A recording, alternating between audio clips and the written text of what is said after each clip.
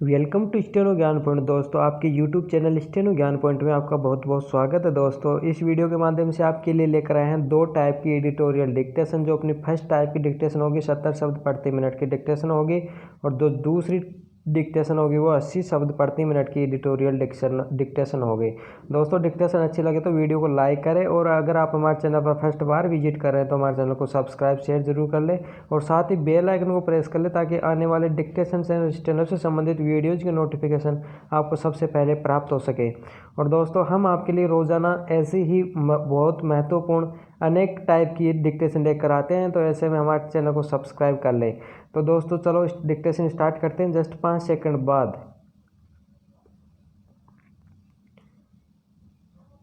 Yes start. Kashmir के शोपियां में हुई ताज़ा मुठभेड़ में सुरक्षा बलों को एक और बड़ी कामयाबी मिली है। विराम।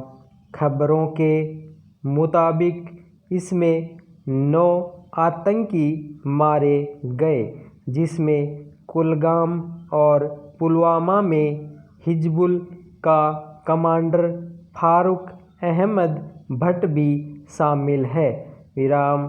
दरअसल सुरक्षा बलों को खुफिया सूचना मिली थी कि शोपियां के पिंजोरा में आतंकी सक्रिय हैं। विराम। फिर उस इलाके को घेर लिया गया, जिसमें 2 दिन तक मुठभेड़ चली। विराम। इस मुठभेड़ के नतीजे में जो सामने आया है उससे निस्संदेह आतंकी संगठनों का मनोबल एक बार फिर तोड़ने में मदद मिली है। विराम। पिछले कुछ समय से सुरक्षा बलों की मुस्तैदी और खुफिया तंत्र की सटीक सूचनाओं के आधार पर जिस तरह घाटी में सक्रिय आतंकवादी संगठनों के खिलाफ अभियान चलाए गए हैं, उससे आतंकवाद के खात्मे की दिशा में काफ़ी कामयाबी मिली है। विराम। पिछले दिनों एक कार में भारी मात्रा में भरा विस्फोटक पकड़ा गया था, जिसके जरिए पुलवामा जैसी बड़ी घटना को अंजाम देने की साजिश रची गई थी। विराम। उससे पहले घाटी में सक्रिय हिजबुल के कमांडर को मार गिराने में कामयाबी मिली थी। विराम। बुरहान वानी के बाद घाटी में कोई भी आतंकी सरगना अपनी जड़ें फैलाने में कामयाब नहीं हो पाया है। विराम। यह सुरक्षा बलों की बड़ी कामयाबी है। विराम। पैरा। दरअसल जम्मू कश्मीर का विशेष दर्जा समाप्त किए जाने के बाद घाटी में स्थितियां काफ़ी बदली हैं। विराम। अलगाववादी संगठनों के नेताओं पर नकेल कसे जाने और लंबे समय तक वहां कर्फ्यू होने की वजह से अलगाववाद संबंधी गतिविधियों पर काफ़ी हद तक विराम लगा। विराम। फिर आतंकी संगठनों को स्थानीय लोगों का समर्थन भी धीरे धीरे कम होने लगा। विराम। सुरक्षा बलों की सक्रियता के चलते दहशतगर्दों को सरहद पार से मिलने वाली मदद भी काफ़ी हद तक रुक गई। विराम। जिन रास्तों से व्यापार आदि के जरिए उन्हें साजो सामान मुहैया कराए जा रहे थे, वे भी बंद हो गए। विराम सरहद पर चौकसी बढ़ी तो सरहद पार से होने वाली घुसपैठ भी आसान नहीं रह गई।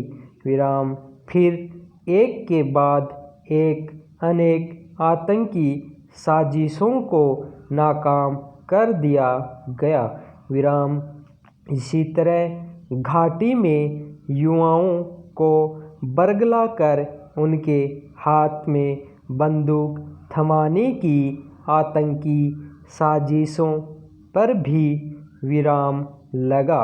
विराम यह बेवजह नहीं है कि पिछली कुछ मुठभेड़ों में पहले की तरह स्थानीय लोग हाथों में पत्थर लेकर आतंकवादियों के समर्थन में नहीं उतर पा रहे। विराम दरअसल उन्हें समझ आने लगा है कि हथियार के रास्ते अमन की सूरत नहीं बन सकती।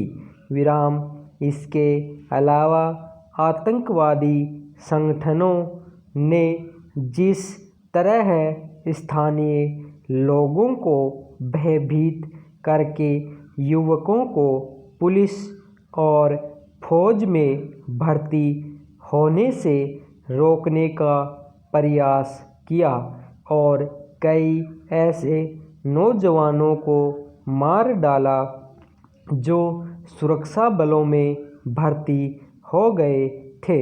उससे लोगों में आतंकी संगठनों के प्रति नफरत पैदा हुई है।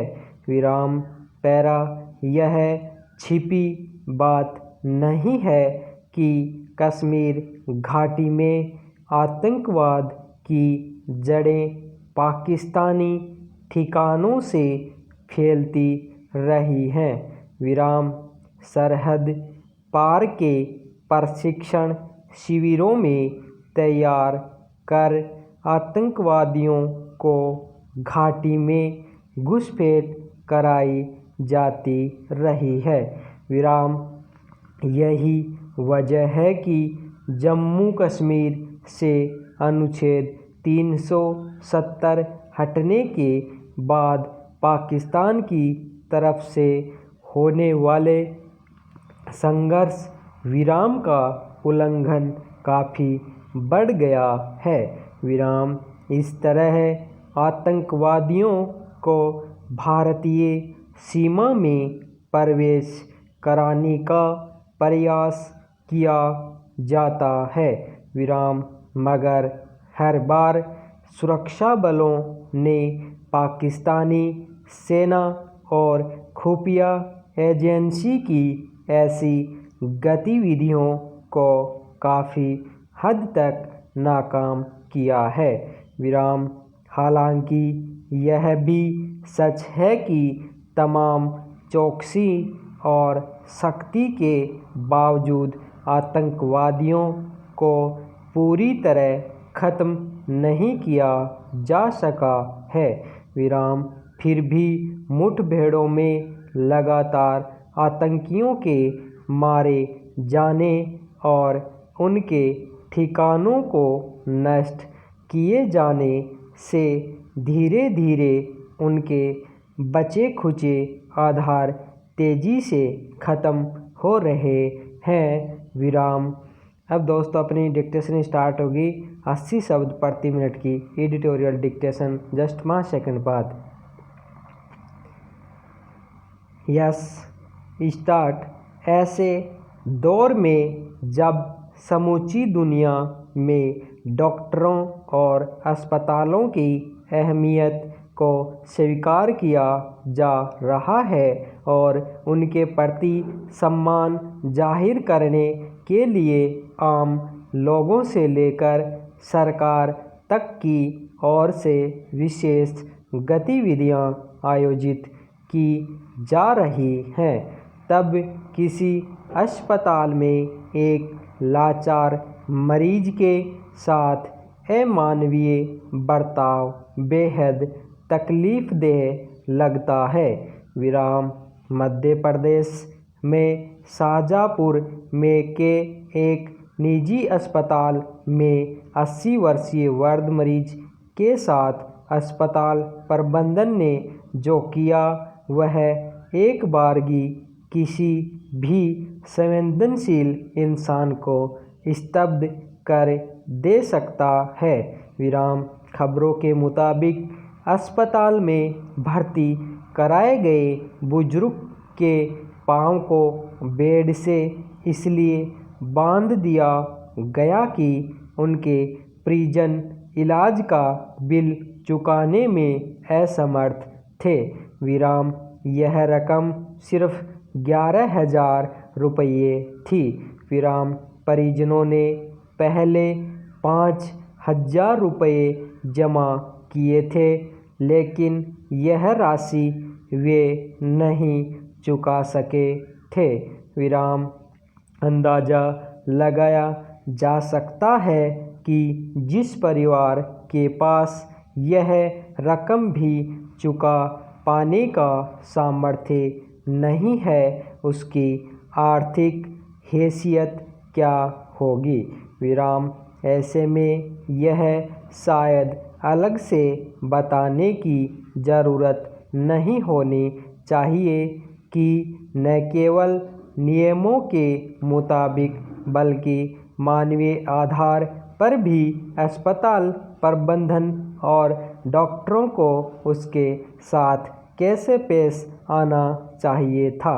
विराम पैरा विडंबना यह है कि अस्पताल को न मानवीयता और संवेदनशीलता का ख्याल रखना जरूरी लगा, न एक गरीब बुजुर्ग और उनके परिवार की मजबूरी पर गौर करने की उन्हें ज़रूरत महसूस हुई।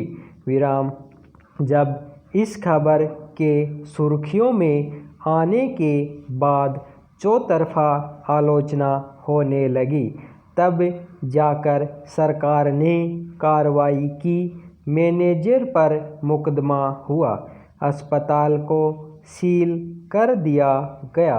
विराम यूं अस्पताल प्रबंधन ने सफाई पेश की थी कि मरीज की स्थिति को देखते हुए उसके पैर को बेड से बांध दिया गया था।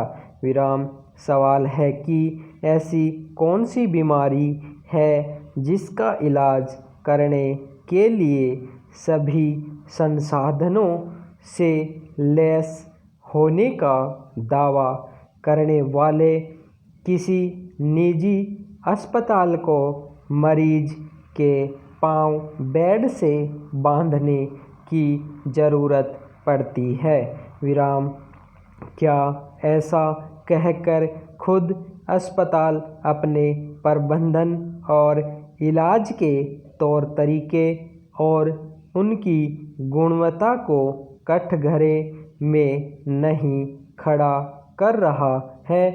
सच यह भी है कि प्रशासनिक स्तर पर अस्पतालों में कामकाज से संबंधित गतिविधियों की निगरानी और उसके नियमन को लेकर लापरवाही बरती गई और इसी का नतीजा है कि अस्पताल में इस स्तर की संवेदनहीनता दिखाई पड़ी।